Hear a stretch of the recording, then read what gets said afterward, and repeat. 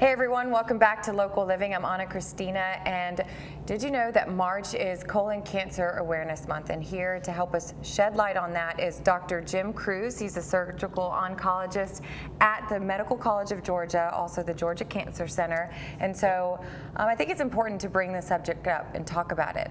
Some people are afraid to talk about it because it's such a personal I guess disease and I guess the area of the body. So let's break it down for people. Define what colon cancer is. So the colon is the large intestine, is the other name for it. So we have food goes from the stomach to the small intestine, finally to the colon.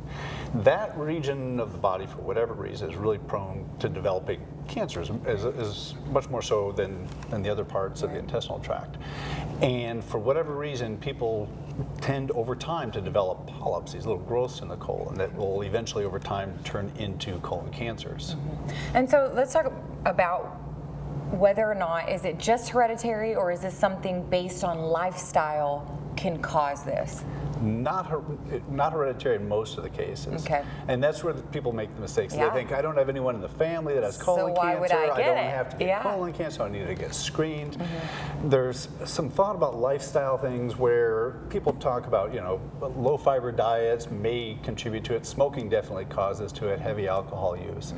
But otherwise, most of the time, most of the people we see don't have any of those factors. And it's just lousy luck. And it's very shocking to hear that, but it also raises an important issue is that it can be you. And so what should people be doing to be proactive about that? The key thing to preventing colon cancers is screening.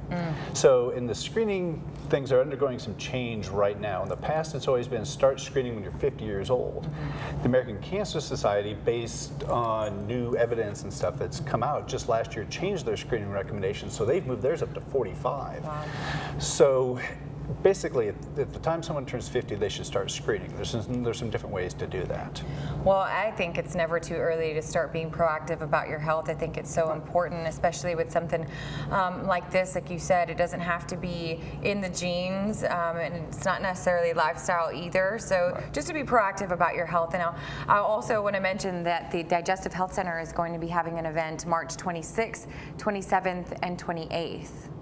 Tell me about that. What can people expect? So there's going to be a bunch of educational events there. There's going to be information available for everyone.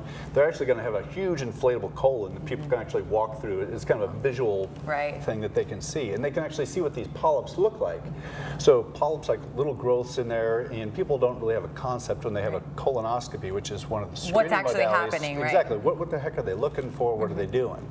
So by being able to see that, they can get a good idea of what's actually going on. Again, such a good visual. I'm a very visual person, so I like to see what is actually happening in my body and what are they doing when they are doing a colonoscopy. So, Doctor, thank you so much for being here. I know it's important to bring awareness to this, not just in the month of March, but year-round. And so thank you for what you guys do at Georgia Cancer Center. And if you guys need more information, where could they get that information? They can go to the AU website or just talk to your primary care physician. They should be well informed on all these screening modalities. Thank you so much, Dr. Kruse. Well, thanks for having me. Absolutely.